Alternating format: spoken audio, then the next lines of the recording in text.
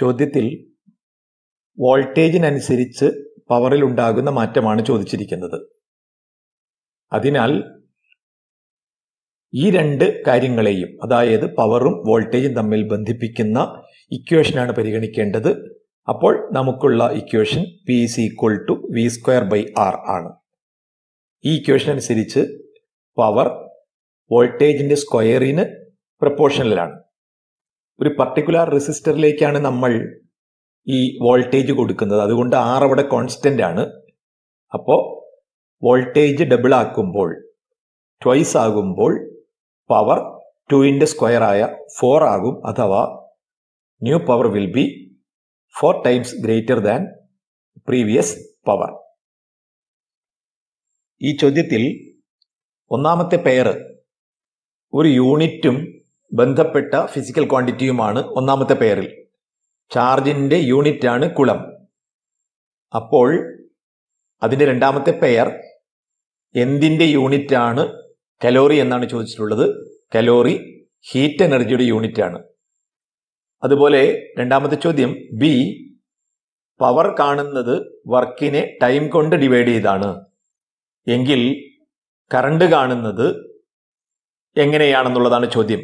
അപ്പോൾ നമുക്കറിയാം current charge by time ആണ്. അതുകൊണ്ട് അവിടെ ആ വിട്ടുപോയ സ്ഥാനത്ത് ചാർജാണ് വരേണ്ടത്. അതവിടെ എഴുതിയിരിക്കുന്നു. അടുത്തത് മൂന്നാമത്തെ ചോദ്യമാണ്. അപ്പോൾ ഫോർമുല നേരിട്ട് അപ്ലൈ ചെയ്താൽ 1/R = 1/100 + 1/100 അങ്ങനെ കൺസെപ്റ്റിൽ എടുത്താലും കുഴപ്പമില്ല. അപ്പൊ അങ്ങനെ 100 പദങ്ങൾ ഉണ്ടാകും. അപ്പൊ ന്യൂമറേറ്റർ എല്ലാം 1. അപ്പോൾ 100/100 1 റെസിപ്രോക്കൽ എടുത്താലും 1 അങ്ങനെയും കാണാം. അതല്ലെങ്കിൽ നമ്മൾ ഫോർമുല തന്നെ പറയുന്നുണ്ട്, ഒരേ റെസിസ്റ്ററുകൾ, ഒരേ മൂല്യമുള്ള കുറേ റെസിസ്റ്ററുകൾ പാരലായിട്ട് കണക്ട് ചെയ്താൽ അതിന്റെ എഫക്റ്റീവ് വാല്യൂ കാണാൻ ഒരു റെസിസ്റ്ററിന്റെ വാല്യൂവിനെ എണ്ണം കൊണ്ട് ഡിവൈഡ് ചെയ്താൽ മതി. അങ്ങനൊരു റെഡിമെയ്ഡ് ഫോർമുലയുണ്ട്. അത് വെച്ച് കാണലാണ് ഇവിടെ എളുപ്പം. അതുകൊണ്ട് എഫക്റ്റീവ് റെസിസ്റ്റൻസ് = R/N. R എന്ന് പറയുന്നത് 1ന്റെ വാല്യൂ ആണ്. N എന്ന് പറയുന്നത് റെസിസ്റ്റേഴ്സിന്റെ എണ്ണമാണ്. അപ്പോൾ അങ്ങനെ വളരെ എളുപ്പത്തിൽ അതിന്റെ ഉത്തരം കിട്ടും. അതുകൊണ്ട് ഇതിന്റെ ഉത്തരം 1 ohm. അടുത്തത് ചോദ്യം 4 ആണ്. ഇത്തരം ചോദ്യങ്ങൾ പരീക്ഷയ്ക്ക് പലപ്പോഴും ചോദിക്കാറുള്ളതാണ്. ചിലപ്പോൾ ഈ ചോദ്യം ചോദിക്കുക ഇതിന്റെ പൊളാരിറ്റി ആയിരിക്കും ചോദിക്കുക. ഇവിടെ അതിനു പകരം ഫീൽഡ് ലൈൻസിന്റെ ഡിറക്ഷനാണ് ചോദിച്ചിട്ടുള്ളത്. രണ്ടും ഒരേ ആശയമാണ് പരിശോധിക്കപ്പെടുന്നത്. അപ്പോൾ നമുക്കിവിടെ നോക്കാം. കറണ്ടിന്റെ ഡിറക്ഷൻ അവിടെ മാർക്ക് ചെയ്തിട്ടുണ്ട്. അപ്പോൾ നമ്മൾ നോക്കുന്ന ഫേസ്, നമുക്ക് അഭിമുഖമാകുന്ന ഈ മുഖത്ത് കറണ്ട് ഒഴുകുന്നത് ക്ലോക്ക് വൈസ് ഡിറക്ഷനിലാണ്. ഒരു സർക്കുലാർ ലൂപ്പിലൂടെ കറണ്ട് ക്ലോക്ക് വൈസിലായാൽ ആ ഫേസ് സൗത്ത് ആകുമെന്ന് നമ്മൾ പഠിച്ചിട്ടുണ്ട്. അപ്പോൾ ഈ കറണ്ട് ക്യാരിയിങ് ലൂപ്പിനെ സംബന്ധിച്ച് ഈ അപ്പർ ഫേസ്, അതായത് നമ്മുടെ നേരെ നിൽക്കുന്ന ഈ ഫേസ് സൗത്ത് പൊളാരിറ്റിയാണ് കാണിക്കുന്നത്. അപ്പോൾ നമുക്കറിയാം ഒരു മാഗ്നറ്റിനെ സംബന്ധിച്ചിടത്തോളം നോർത്ത് പോളിൽ നിന്ന് ലൈൻസ് ഓഫ് ഫോഴ്സ് പുറത്തേക്ക് വരികയും സൗത്ത് പോളിലൂടെ ഫീൽഡ് ലൈൻസ് അകത്തേക്ക് പ്രവേശിക്കുകയാണ് ചെയ്യുന്നത്.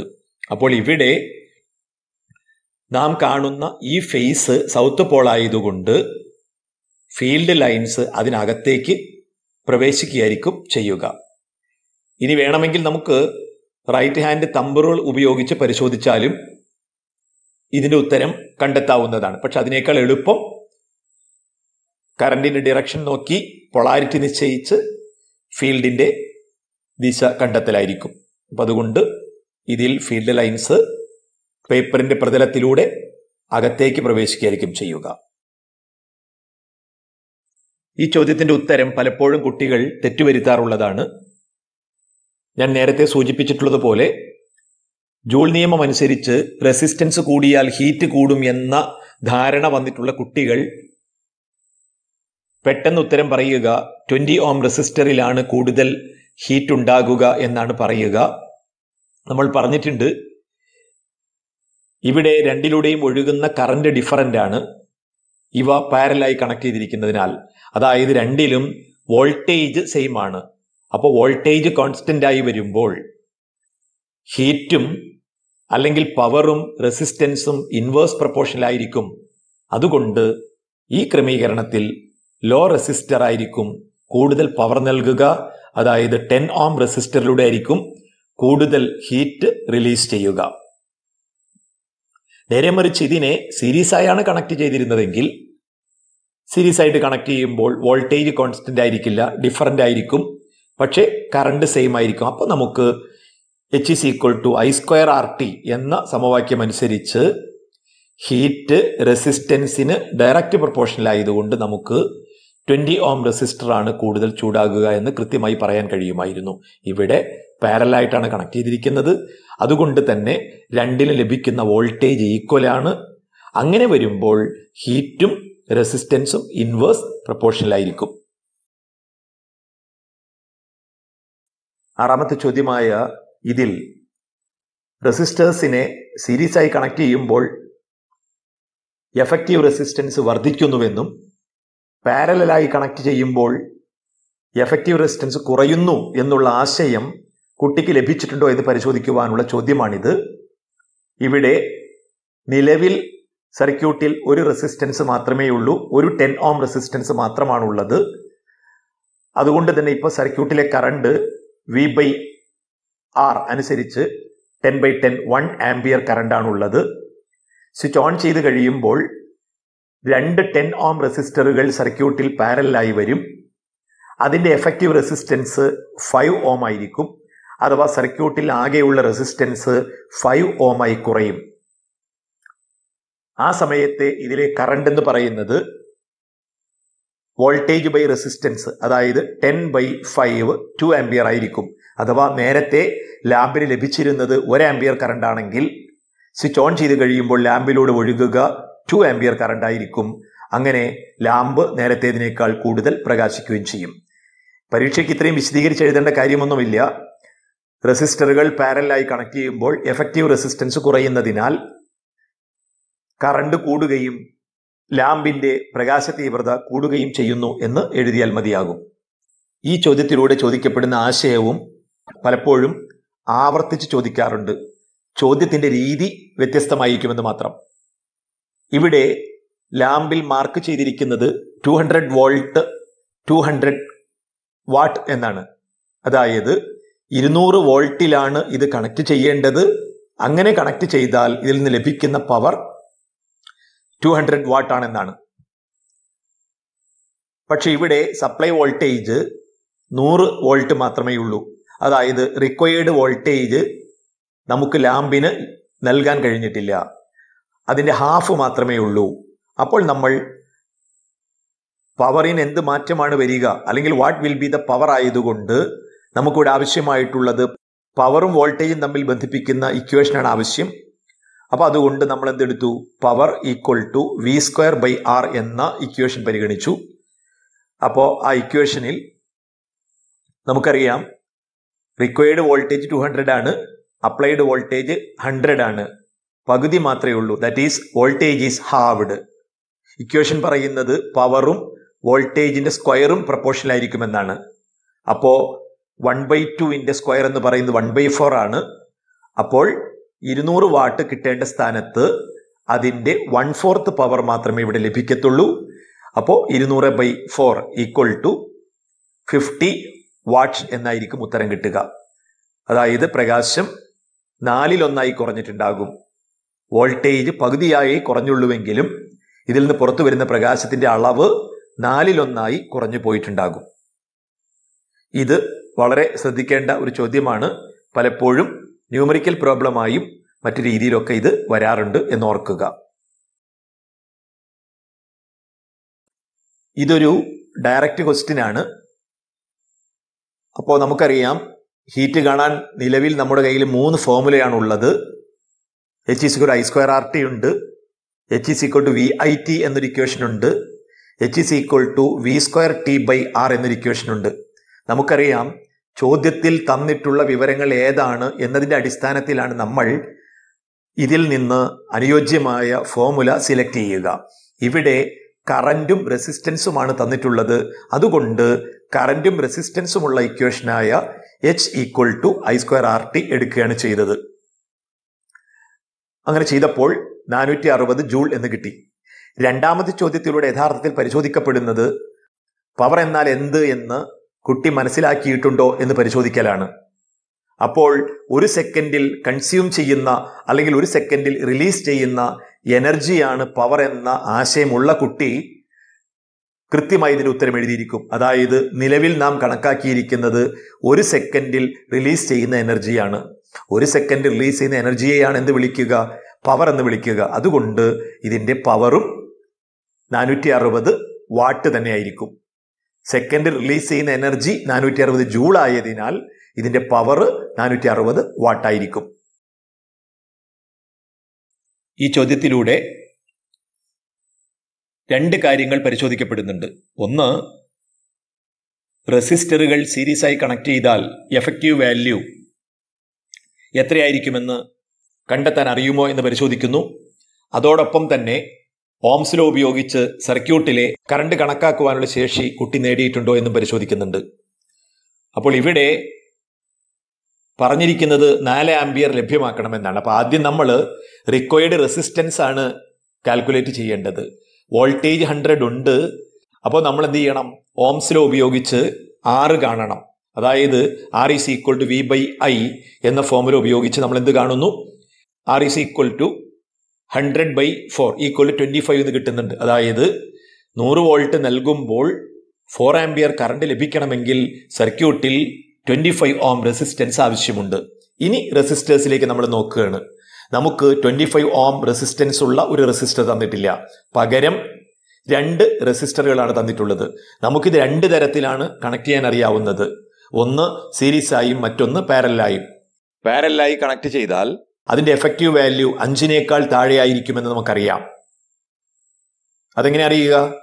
2 റെസിസ്റ്ററുകളെ അല്ലെങ്കിൽ എത്ര റെസിസ്റ്ററുകളാവട്ടെ പാരലായി കണക്ട് ചെയ്താൽ അതിന്റെ എഫക്റ്റീവ് വാല്യൂ അതിലെ ഏറ്റവും ചെറിയ റെസിസ്റ്റൻസിനേക്കാൾ കുറഞ്ഞ വാല്യൂ ആയിരിക്കും.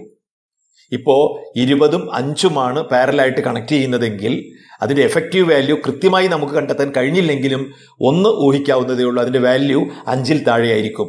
പക്ഷേ നമുക്കറിയാം ഇവിടെ 25 ഓം റെസിസ്റ്റൻസ് ആവശ്യമുണ്ട്. അപ്പോൾ ഈ 2 റെസിസ്റ്ററുകളെ സീരീസായി കണക്ട് ചെയ്താൽ 25 കിട്ടുമെന്നറിയാം. അങ്ങനെ നമ്മൾ സീരീസായി കണക്ട് ചെയ്താലേ ഇത് ലഭ്യമാകുമെന്ന് തിരിച്ചറിയുന്നു. അതിനുശേഷം സർക്യൂട്ട് വരച്ച് അത് പൂർത്തിയാക്കുകയും ചെയ്യുന്നു. ഇനി മറ്റൊരു കാര്യം കൂടിയുണ്ട്. സീരീസായി കണക്ട് ചെയ്യുന്നത് എങ്ങനെ എന്നുകൂടി ഇവിടെ പരിശോധിക്കപ്പെടുന്നുണ്ട്. അല്ലെങ്കിൽ അത് കുട്ടിക്ക് അറിയുമോ എന്നുകൂടി ഇവിടെ പരിശോധിക്കപ്പെടുന്നുണ്ട്. അതുകൊണ്ട് ഇതിലും ഒരു പ്രത്യേക ശ്രദ്ധ കൊടുക്കുക. ഈ ചോദ്യവും പരീക്ഷയിൽ ആവർത്തിച്ചു വരാറുള്ള ചോദ്യമാണ്. ഇവിടെ ഞാൻ നേരത്തെ സൂചിപ്പിച്ചിട്ടുള്ളതുപോലെ കാര്യങ്ങൾ അറിയാം, പക്ഷെ പലപ്പോഴും തെറ്റിച്ച് കളയാറുണ്ട്. അപ്പോൾ നമുക്കറിയാവുന്ന കാര്യം എന്താണ്? സോളിനോയിഡിന്റെ ഒരു മുഖത്ത് നിന്ന് നോക്കുക, ഒരു അഗ്രത്തിലൂടെ നോക്കുക. കറണ്ട് ക്ലോക്ക് വൈസ് ആണെങ്കിൽ അത് സൗത്ത് ആയിരിക്കും, ആന്റി ക്ലോക്ക് വൈസ് ആണെങ്കിൽ നോർത്ത് ആയിരിക്കുമെന്നാണ്. അവിടെ ഞാൻ പറഞ്ഞിട്ടുണ്ട്, നമുക്ക് സൗകര്യപ്രദമായ ഏതെങ്കിലും എൻഡിലേക്ക് നോക്കുക. ഈ ചിത്രമനുസരിച്ച് നമുക്ക് പരിശോധിക്കാൻ എളുപ്പം ബി എന്ന എൻഡിലൂടെ നോക്കുന്നതാണ്. കറണ്ട് ബിയിലൂടെയാണ് പ്രവേശിക്കുന്നത്. അപ്പോൾ അതിലൂടെ നോക്കുമ്പോൾ ബി എന്ന അഗ്രത്തിലൂടെ നോക്കുമ്പോൾ കറണ്ട് പോസിറ്റീവിൽ നിന്ന് ബിയിലെത്തി ആന്റി ക്ലോക്ക് വൈസ് ഡിറക്ഷനിൽ കറങ്ങി എ എന്ന എൻഡിലേക്ക് പോകുന്നത് നമുക്ക് വ്യക്തമായി മനസ്സിലാക്കാൻ കഴിയും. അപ്പം അതുകൊണ്ട് ബി പരിശോധിച്ച് ബിയുടെ പൊളാരിറ്റി നിശ്ചയിക്കലായിരിക്കും എളുപ്പം. അപ്പോൾ ബിയിൽ നിന്ന് നോക്കുമ്പോൾ കറണ്ട് ആന്റി ക്ലോക്ക് വൈസ് ആണ്. അതുകൊണ്ട് ബി നോർത്ത് പൊളാരിറ്റി കാണിക്കും. സ്വാഭാവികമായും എ സൗത്ത് പോളായിരിക്കും. ഇവിടെ ചിത്രം വ്യക്തമായി തന്നിട്ടുണ്ട്. വൈൻഡിങ് നമുക്ക് കൃത്യമായി കാണാവുന്നത് കൊണ്ട് തെറ്റുവരാനുള്ള സാധ്യത തീരെയില്ല. ഇനി രണ്ടാമത്തെ ചോദ്യം, അത് നമുക്കറിയാം. ഒരു ഇലക്ട്രോ മാഗ്നറ്റിന്റെ ശക്തി വർദ്ധിപ്പിക്കാൻ 3ലധികം കാര്യങ്ങളുണ്ട്. ഇവിടെ 3 ചോദിച്ചു. ഇനി പരീക്ഷയ്ക്ക് 2 ചോദിക്കുന്നതെങ്കിൽ അനുയോജ്യമായ 2 നിങ്ങൾ എഴുതിയേക്കുക. അപ്പോൾ നമുക്കറിയാം, കൂടുതൽ ചുറ്റുണ്ടാവണം, കൂടുതൽ കറണ്ട് കടത്തിവിടണം, പിന്നെ അനുയോജ്യമായ കോർ ഉപയോഗിക്കണം. അപ്പോൾ ഏറ്റവും കൂടുതൽ പെർമിയബിലിറ്റി ഉള്ള കോറാണ് ഉപയോഗിക്കേണ്ടത്. അപ്പോൾ നമുക്ക് സാധാരണഗതി ലഭ്യമാകുന്ന ഉയർന്ന പെർമിയബിലിറ്റി ഉള്ള മെറ്റീരിയലാണ് സോഫ്റ്റ് അയൺ. അതുകൊണ്ടാണ് അങ്ങനെ എഴുതിയത്. അല്ലെങ്കിൽ ഉയർന്ന പെർമിയബിലിറ്റി ഉള്ള മെറ്റീരിയൽ കോറായി ഉപയോഗിക്കുക എന്നെഴുതിയാലും കുഴപ്പമില്ല. ഇനി മറ്റൊരു കാര്യം കൂടിയുണ്ട്. ആ കോറ് കുറച്ചുകൂടി വണ്ണമുള്ളതാണെങ്കിൽ അപ്പോഴും മാഗ്നറ്റിന്റെ ശക്തി വർദ്ധിക്കും. അപ്പോൾ അത് സൗകര്യം പോലെ അത് എഴുതുക. ഇതിലെ ഒന്നാമത്തെ ചോദ്യത്തിന് പ്രത്യേകിച്ച് വിശദീകരണം നൽകേണ്ട ആവശ്യമില്ല. ടങ്സ്റ്റന്റെ സവിശേഷതകൾ നമുക്കറിയാം, അതവിടെ എഴുതി വെച്ചിട്ടുണ്ട്. പിന്നുള്ളത് ഫിലമെന്റിന്റെ പ്രതിരോധം കണക്കാക്കുക, റെസിസ്റ്റൻസ് കണക്കാക്കുക എന്നുള്ളതാണ്. ഇതും പരീക്ഷയ്ക്ക് ആവർത്തിച്ച് ചോദിക്കാറുള്ള ചോദ്യമാണ്. അപ്പോൾ ലാമ്പിന്റെ വർക്കിംഗ് വോൾട്ടേജും പവറും തന്നിട്ടുണ്ട്. അപ്പോൾ പി തന്നിട്ടുണ്ട്, വോൾട്ടേജ് തന്നിട്ടുണ്ട്. ഇനി കണ്ടുപിടിക്കേണ്ട വാല്യൂ റെസിസ്റ്റൻസ് ആയതുകൊണ്ട് വിയും ആറുമുള്ള പവറിന്റെ ഇക്വേഷൻ എടുക്കുക. പവറിന്റെ 3 ഇക്വേഷൻ ഉണ്ട്. P is equal to v²/r എന്ന റിലേഷൻ ആയിരിക്കും ഇവിടെ നമുക്ക് സൗകര്യപ്രദമാകുക. ആ റിലേഷനിൽ നമ്മൾ പിയുടെ വാല്യൂ പവറും വോൾട്ടേജും കൊടുത്തു കഴിയുമ്പോൾ നമുക്ക് അതിൽ നിന്ന് റെസിസ്റ്റൻസ് കിട്ടുന്നുണ്ട്. 400 ഓം എന്ന റെസിസ്റ്റൻസ് കിട്ടുന്നു. പിന്നെ അതിലെ തേർഡ് ക്വസ്റ്റ്യൻ, ലാമ്പിന്റെ ആംബിയറേജ് എത്ര? അപ്പോൾ നമുക്കറിയാം ആംബിയറേജ് എന്ന് പറഞ്ഞാൽ ഒരു ഉപകരണം പ്രോപ്പറായി വർക്ക് ചെയ്യുന്നതിന് ആവശ്യമായ കറണ്ടിനെയാണ് നമ്മൾ ഒരു ഉപകരണത്തിന്റെ ആംബിയറേജ് എന്ന് പറയുക. അത് കാണാനുള്ള ഫോർമുല നമ്മൾ പഠിച്ചിട്ടുണ്ട്. വാട്ടേജ് ബൈ വോൾട്ടേജ് ആണ്. അതായത് അതിന്റെ expected power divided by working voltage, required voltage. അപ്പോൾ നമുക്ക് വാട്ടേജ് ബൈ വോൾട്ടേജ് എടുക്കുമ്പോൾ 0.5 ആംബിയർ എന്ന് കിട്ടുന്നുണ്ട്. അതായത് ഈ ലാമ്പിൽ നിന്ന് 100 വാട്ട് പവർ ലഭിക്കണമെങ്കിൽ അതിലൂടെ കടത്തിവിടേണ്ടത്, ഫിലമെന്റിലൂടെ കടത്തിവിടേണ്ട കറണ്ട് 0.5 ആംബിയർ ആയിരിക്കണം. നമ്മുടെ ഒന്നാമത്തെ യൂണിറ്റിന്റെ അവസാന ഭാഗത്ത് LED ലാമ്പുകളുടെ നിർമ്മാണം പറഞ്ഞിട്ടുണ്ട്. നിർമ്മാണ പ്രക്രിയയുമായി ബന്ധപ്പെട്ട് നേരിട്ട് പരീക്ഷയ്ക്ക് കൂടുതൽ ചോദിക്കാൻ കഴിയില്ലാത്തത് കൊണ്ട് ഈ രീതിയിലായിരിക്കും പരീക്ഷയ്ക്ക് ഉണ്ടാകുക. അതിനകത്തുള്ള ഓരോ കമ്പോണന്റുകളൊക്കെ പരിചയപ്പെടുകയും ഓരോ കമ്പോണന്റുകളുടെയും ഫംഗ്ഷനൊക്കെ മനസ്സിലാക്കുകയും ചെയ്യുക. അപ്പോൾ ഇവിടെ 2 കമ്പോണന്റുകളുടെ ചിത്രം തന്നിട്ടുണ്ട്. പക്ഷേ ഇതിൽ ഒന്ന് എന്താണെന്ന് മാത്രമേ നമ്മളോട് കണ്ടെത്താൻ പറഞ്ഞിട്ടുള്ളൂ. അപ്പോൾ നമ്മൾ പറഞ്ഞു അത് ഹീറ്റ് സിങ്ക് ആണ്. LED നിന്ന് ഹീറ്റ് ലോസ് ഉണ്ടാകുകയില്ലെങ്കിലും അതിനകത്ത് സർക്യൂട്ടുകളൊക്കെ ഉണ്ട്. അപ്പോൾ അവിടെ എന്തുണ്ടാകാം? ഹീറ്റ് ജനറേറ്റ് ചെയ്യാം.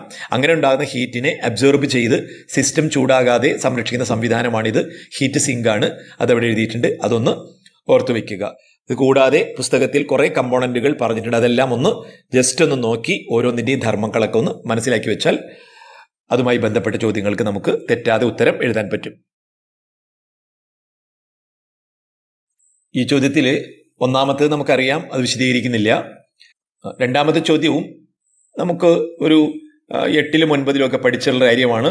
അതായത് കറണ്ടിന്റെ ദിശ കാണാൻ. അപ്പോൾ കറണ്ട് പോസിറ്റീവിൽ നിന്ന് നെഗറ്റീവിലേക്കായിരിക്കും. പ്രത്യേകം ശ്രദ്ധിക്കുക, എക്സ്റ്റേണൽ സർക്യൂട്ടിലൂടെയാണ് കറണ്ട് പോസിറ്റീവിൽ നിന്ന് നെഗറ്റീവിലേക്ക് എന്ന് പറയുന്നത്. അപ്പോൾ പോസിറ്റീവിൽ നിന്ന് എക്സ്റ്റേണൽ സർക്യൂട്ടിലൂടെ കറണ്ട് ഒഴുകും. അപ്പോൾ DCBA വഴിയായിരിക്കും കറണ്ട് ഒഴുകുക. ആ ചോദ്യത്തിന്റെ ഉദ്ദേശം തന്നെ AB എന്ന ഭാഗത്തൂടെയും CD എന്ന ഭാഗത്തുകൂടെയും കറണ്ട് ഒഴുകുന്ന ദിശ ആദ്യം ഒന്ന് മനസ്സിലാക്കി വെച്ചതിന് ശേഷം മൂന്നാമത്തെ ചോദ്യത്തിന്റെ സീത്ത് ക്വസ്റ്റ്യന്റെ ഉത്തരം കണ്ടെത്തുന്നതിന് നിങ്ങളുടെ ശ്രദ്ധ കൊണ്ടുവരാൻ വേണ്ടിയാണ് ആ ചോദ്യം ചോദിച്ചിട്ടുള്ളത്. ചോദിച്ചിരിക്കുന്നത് BA എന്ന ആമിലൂടെ ഒഴുകുന്ന കറണ്ടാണ് Pയിൽ മാഗ്നറ്റിക് ഫീൽഡ് ഉണ്ടാക്കുക. ആ ഫീൽഡിന്റെ ഡിറക്ഷനാണ് ചോദിച്ചിരിക്കുന്നത്. നമ്മുടെ വീഡിയോയിൽ ഇത് വളരെ വിശദമായി പറഞ്ഞിട്ടുള്ളതാണ്.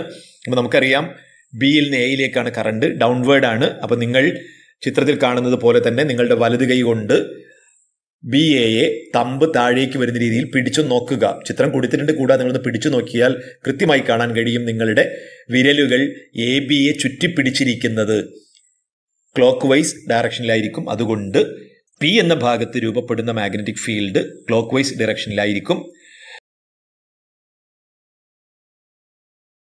ഇനി 14ാമത്തെ ചോദ്യമാണ്. ഇത് ഒരു ആപ്ലിക്കേഷൻ ലെവലിലുള്ള ചോദ്യമാണ്. അപ്പോൾ നമുക്കറിയാം AB എങ്ങോട്ടാണ് ചലിക്കുക എന്നാണ് ചോദിച്ചത്. അപ്പോൾ അവിടെയും തെറ്റുകൂടാതെ Fleming's left hand rule apply ചെയ്യാനുള്ള ശേഷി നമ്മൾ നേടിയിരിക്കണം. നിങ്ങൾ ചിത്രത്തിലൂടെ ചേർത്ത് പിടിച്ചുകൊണ്ട് നിങ്ങളുടെ ഇടത് കൈയുടെ വിരലുകൾ ഫ്ലെമിംഗ് ലെഫ്റ്റ് ഹാൻഡ് റൂൾ പറയുന്ന രീതിയിൽ നിവർത്തിയാൽ വളരെ കൃത്യമായി നിങ്ങൾക്ക് മനസ്സിലാകും കണ്ടക്ടർ യു മാഗ്നറ്റിനകത്തേക്കായിരിക്കും ചലിക്കുക എന്ന്. ഈ ഭാഗത്ത് സംശയമുണ്ടെങ്കിൽ ഇതുമായി ബന്ധപ്പെട്ട വീഡിയോ ക്ലാസ്സിലെ ഈ ഭാഗം ഒരിക്കൽ കൂടി കണ്ട് നിങ്ങൾക്ക് ബോധ്യപ്പെടാവുന്നതാണ്.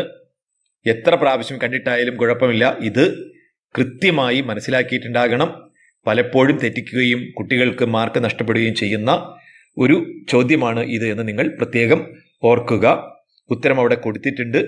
നിങ്ങളുടെ കൈ ഉപയോഗിച്ച് അതൊന്ന് പരിശോധിച്ച് നോക്കുക. എന്നിട്ട് നിങ്ങൾ ഇതിൽ സൂചിപ്പിച്ച ഉത്തരമല്ല ലഭിക്കുന്നതെങ്കിൽ പഴയ വീഡിയോ ഒരിക്കൽ കൂടി എടുത്ത് നോക്കുക. ഉത്തരം ശരിയാണെന്ന് നിങ്ങൾ ഉറപ്പുവരുത്തുകയും ചെയ്യുക. അല്ലാതെ ആൻസർ കീ കണ്ടുകൊണ്ട് പെട്ടെന്ന് സംതൃപ്തി അടഞ്ഞ് പോവുകയല്ല ചെയ്യേണ്ടത് എന്നോർക്കുക. ഇനി അവസാന ചോദ്യമാണ്. ഞാൻ ക്ലാസ്സിൽ പറഞ്ഞിരുന്നു, മോട്ടോറിന്റെ പ്രവർത്തനം വിശദീകരിക്കുക എന്ന് പറഞ്ഞുകൊണ്ട് ചോദ്യങ്ങൾ ചോദിക്കൽ വളരെ കുറവാണ്. മിക്കവാറും ഈ രീതിയിലുള്ള ചോദ്യങ്ങളൊക്കെ ആയിരിക്കും ചോദിക്കുക. അപ്പോൾ ഒന്നാമത്തെ ചോദ്യം നമുക്കറിയാം, ഇതിലെ എനർജി കൺവേർഷനാണ്. ഇവിടെ നിങ്ങൾ ശ്രദ്ധിക്കേണ്ട കാര്യമുണ്ട്. ഇത് കാണുമ്പോൾ DC മോട്ടോറും DC ജനറേറ്ററും ഒരുപോലെയാണ് ഇരിക്കുക. അപ്പോൾ അത് തിരിച്ചറിയാനുള്ള ഒരേ മാർഗം ഇൻപുട്ടിൽ കൊടുത്തിരിക്കുന്നത് കറണ്ട് ആണോ എന്ന് നോക്കുക. അതായത് ഇവിടെ സ്വിച്ചിനടുത്ത് പവർ സപ്ലൈ കൊടുത്തിരിക്കുന്നത്, അതായത് നമ്മൾ ഇൻപുട്ടായി നൽകുന്നത് കറണ്ടാണ്. അപ്പോൾ നമുക്കറിയാം അത് കറങ്ങുകയാണ് ചെയ്യുക. ഇനി DC ജനറേറ്റർ ആണെങ്കിൽ അവിടെ ആ ബാറ്ററിയുടെ സ്ഥാനത്ത് നമ്മൾ അവിടെ എന്തെങ്കിലും ഒരു ഡിവൈസ് ആയിരിക്കും കണക്ട് ചെയ്തിട്ടുണ്ടാകുക. ഐ മീൻ വല്ല ഗാൽവനോമീറ്ററോ അല്ലെങ്കിൽ ഒരു ലാമ്പോ അല്ലെങ്കിൽ റെസിസ്റ്റർ ആയിരിക്കും കണക്ട് ചെയ്തിട്ടുണ്ടാകുക. അങ്ങനെയാണ് നമ്മൾ ഒരു ചിത്രം തന്നാൽ അത് മോട്ടോറാണോ അതല്ലെങ്കിൽ ജനറേറ്റർ ആണോ എന്ന് തിരിച്ചറിയുക. അപ്പോൾ അവിടെ ഇൻപുട്ടിൽ നമ്മൾ ബാറ്ററി കണക്ട് ചെയ്തിട്ടുണ്ട്, അതായത് കറണ്ട് കൊടുക്കുകയാണ് ചെയ്യുക. അതുകൊണ്ട് ഇത് മോട്ടോറാണ്. മോട്ടോറിൽ എനർജി കൺവേർഷൻ എന്ന് പറയുന്നത് ഇലക്ട്രിക്കൽ എനർജി മെക്കാനിക്കൽ എനർജിയായി മാറുകയാണ് ചെയ്യുക. ഇനി രണ്ടാമത്തെ ചോദ്യമാണ്, സ്വിച്ച് ഓൺ ചെയ്താൽ ഇത് തിരിയുന്നത് എങ്ങനെയായിരിക്കുമെന്നാണ്. ഞാൻ നേരത്തെ പറഞ്ഞിട്ടുണ്ട്, ഒരുപക്ഷെ ഇങ്ങനെ ചോദിക്കുന്നതിന് പകരം ABയിലെ ഫോഴ്സ് ഏത് ദിശയിലാണ്, മുകളിലേക്കാണോ താഴേക്കാണോ അല്ലെങ്കിൽ CDയിലെ ഫോഴ്സ് എങ്ങോട്ടാണെന്നൊക്കെ ചോദിക്കാം. ഏത് തരത്തിൽ ചോദിച്ചാലും നമ്മൾ മനസ്സിലാക്കിയിരിക്കേണ്ട കാര്യം എങ്ങനെ കൃത്യമായി Fleming's left hand rule apply ചെയ്യാമെന്നുള്ളതാണ്. അപ്പോൾ ഇവിടെയും നമുക്കറിയാം, നിങ്ങളുടെ ഇടത് കൈയുടെ ചൂണ്ടുവിരൽ നോർത്തിൽ നിന്ന് സൗത്തിലേക്ക് പിടിക്കുക. ചിത്രത്തോട് ചേർത്ത് പിടിച്ചാൽ മതി, അപ്പോൾ ശരിയാകും. എന്നിട്ട് Aയിൽ നിന്ന് Bയിലേക്ക് വരത്തക്ക വിധം നിങ്ങൾ മിഡിൽ ഫിംഗറും നിവർത്തി വെച്ചാൽ അതിനുശേഷം നിങ്ങൾ തള്ളവിരൽ നിവർത്തുമ്പോൾ തള്ളവിരൽ കുത്തനെ മുകളിലേക്ക് നിൽക്കുന്നത് നിങ്ങൾക്ക് മനസ്സിലാകും. അഥവാ ABയിലെ ഫോഴ്സ് അപ്വേർഡും സ്വാഭാവികമായും CDയിലെ ഫോഴ്സ് ഡൗൺവേർഡുമായിരിക്കും. അപ്പോൾ നമുക്കറിയാം, അങ്ങനെ വന്നാൽ ഈ ആർമേച്ചറിന് കറങ്ങാൻ കഴിയുക ക്ലോക്ക് വൈസ് ഡിറക്ഷനിലായിരിക്കും. അപ്പോൾ അതുകൊണ്ട് അങ്ങനെ ഉത്തരം എഴുതുക. ഇതും ഞാൻ പറഞ്ഞത് ഉത്തരം കണ്ട് നിങ്ങൾ നിർത്തിപ്പോകാതെ ഇത് നിങ്ങൾ പരിശോധിച്ച് നോക്കിയിട്ട് ഇതിലെ ഉത്തരവും നിങ്ങളുടെ പരിശോധന ഫലവും ഒരുപോലെ വരുന്ന അവസ്ഥയുണ്ടാകണം. എന്നാൽ മാത്രമേ പൊതുപരീക്ഷയിൽ SLC പരീക്ഷയിൽ നമുക്ക് ഒരു തെറ്റും കൂടാതെ ഒരു സംശയവും കൂടാതെ ഉത്തരങ്ങൾ എഴുതി വയ്ക്കാൻ കഴിയൂ എന്നോർക്കുക. പിന്നെ അതിലെ അവസാനത്തെ ചോദ്യം എന്ന് പറയുന്നത് ഈ സ്പ്ലിറ്റ് റിങ്, ബ്രഷ് എന്നിവയുടെ ആവശ്യകത എന്താണെന്നാണ്. നമ്മളതിന് പേരും പറഞ്ഞിരുന്നു, അതിന് സ്പ്ലിറ്റ് റിങ് കമ്മ്യൂട്ടേറ്റർ എന്നാണ് പറയുക. ആ സംവിധാനം ഇല്ലെങ്കിൽ നമുക്കറിയാം, ഒരു ഹാഫ് കറങ്ങിയതിന് ശേഷം അത് ബാക്ക്വേർഡ് കറങ്ങുക ചെയ്യുക. അപ്പോൾ എന്തുണ്ടാവില്ല, ആർമേച്ചർ തുടർച്ചയായി ഒരേ ദിശയിൽ കറങ്ങുന്നതിനുള്ള അവസരം ഒരുക്കുന്നതിന് വേണ്ടിയിട്ടാണ് ഇത് ക്രമീകരിച്ചിട്ടുള്ളത്. ഇതിന്റെ അസാന്നിധ്യത്തിൽ ആർമേച്ചറിന്റെ കറക്കം തുടർച്ചയായി ഒരേ ദിശയിൽ ആയിരിക്കില്ല. ഇത്രയും കാര്യങ്ങളാണ് നമുക്ക് പറയാനുള്ളത്. നന്ദി, നമസ്കാരം.